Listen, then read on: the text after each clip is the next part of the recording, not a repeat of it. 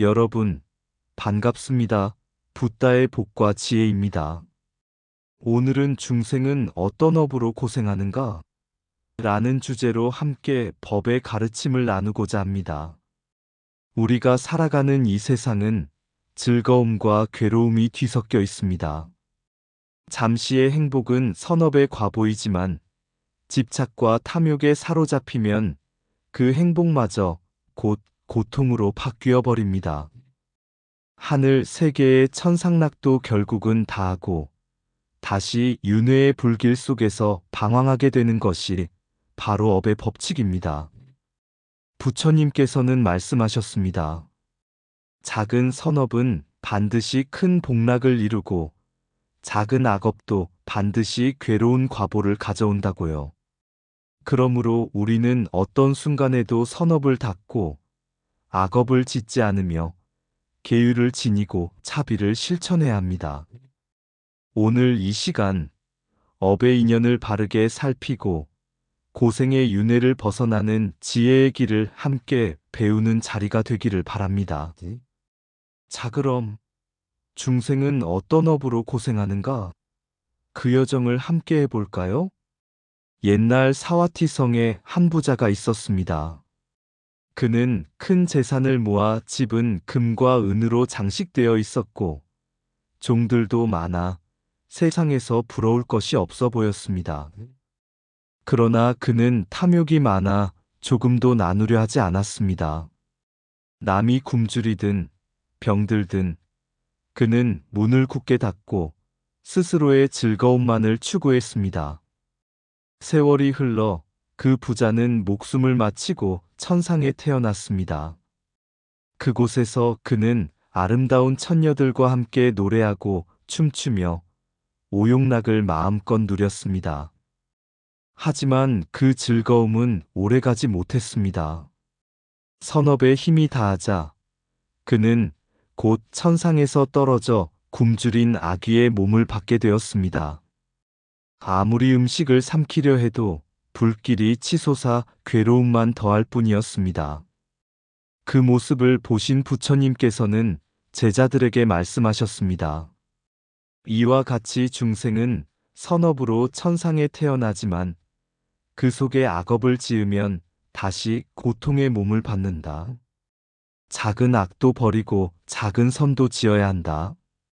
선업은 즐거움의 인연이 되지만 탐욕과 집착이 섞이면 곧 번뇌의 불길이 된다. 그제야 제자들은 깨달았습니다.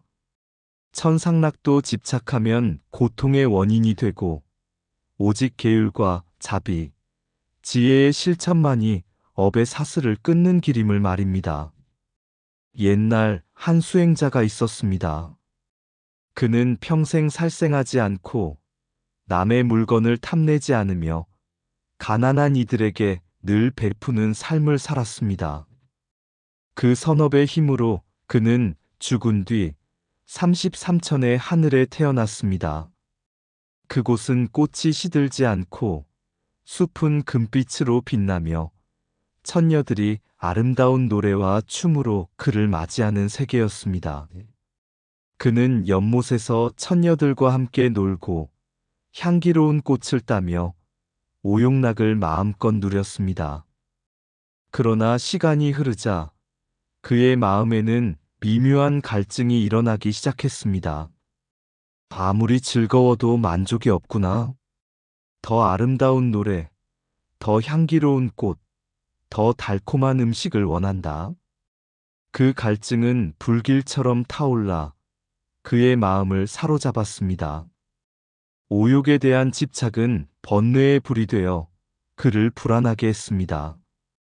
그가 누리던 천상의 복락은 점차 빛을 잃고 결국 그 선업이 다하자 그는 다시 윤회의 흐름 속으로 떨어져야 했습니다. 부처님께서는 그 이야기를 들은 제자들에게 말씀하셨습니다. 선업으로 얻은 즐거움도 집착하면 괴로움의 불씨가 된다. 천상락조차 번뇌를 벗어나지 못하면 결국 무상하여 꺼지고 만다. 오직 집착을 놓고 지혜로 마음을 밝히는 자만이 진정한 해탈을 얻으리라. 하늘의 꽃도 시들고 천상의 음악도 멎나니 집착하는 마음만 남는다. 오욕의 즐거움은 달콤하나 그 끝은 번뇌의 불길이다. 선업의 과보는 즐거움을 주지만 집착은 괴로움의 씨앗이 된다. 만족할 줄 모르는 마음은 천상에서도 갈증을 일으킨다. 천녀의 춤도 금빛 숲도 무상하여 결국 사라진다. 즐거움에 취하면 그 즐거움이 곧 쇠락의 원인이 된다. 애욕의 불길은 물이 아닌 지혜로만 꺼진다. 오직 계율과 자비를 지니는 이만이 번뇌의 불길을 피할 수 있다. 하늘의 궁전도 탐욕에 사로잡히면 고통의 감옥이 된다. 오욕의 불은 마음속에서 타올라 삼계를 불태운다. 작은 집착 하나가 무량한 고통의 불씨가 된다. 선업의 열매는 달지만 집착하면 독이 된다. 무상한 즐거움은 멀리하고 영원한 해탈을 구하라. 천상의 기쁨보다 집착 없는 한순간의 고요가 더 크다. 오욕을 버린 마음에만 열반의 꽃이 피어난다. 옛날 마가다국에 자비로운 농부가 있었습니다. 그는 밭을 갈다가도 작은 벌레를 보면 곡괭이를 멈추고 살려주었고 남의 곡식과 과실을 탐하지 않았습니다. 그 마음이 늘 청정하였기에 마을 사람들은 그를 존경했습니다. 세월이 흘러 그는 목숨을 마치고 선업의 힘으로 천상에 태어났습니다. 그곳은 꽃이 시들지 않고 노래와 향기가 가득한 세계였습니다. 천녀들은 그에게 화만을 드리며 그는 오랫동안 기쁨과 안락을 누렸습니다. 그러나 부처님께서 말씀하신 대로 선업의 과보도 다하면 그 힘은 끝이 납니다. 농부는 다시 윤회의 물결 속으로 흘러떨어져 전생에 지은 작은 탐심과 어리석음으로 인해 짐승의 몸을 받게 되었습니다. 그가 소로 태어나 밭을 갈 때 옛 기억은 희미하였으나 마음 깊은 곳에서 늘 고요히 다짐했습니다. 다시는 탐욕과 어리석음으로 스스로를 속이지 않으리라. 부처님께서는 제자들에게 이 모습을 비추시며 말씀하셨습니다. 살생하지 않고 도둑질하지 않는 이들의 공덕은 반드시 천상에 태어나게 한다. 그러나 업은 무상하여 선업이 다하면 다시 윤회의 길에 떨어진다. 그러므로 작은 선업을 지을 뿐 아니라 지혜로 업을 끊는 수행을 닦아야만 참된 해탈을 얻는다.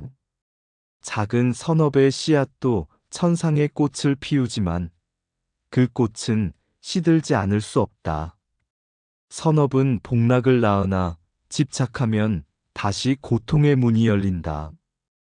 업은 그림자와 같아 선도 악도 반드시 그 주인을 따른다.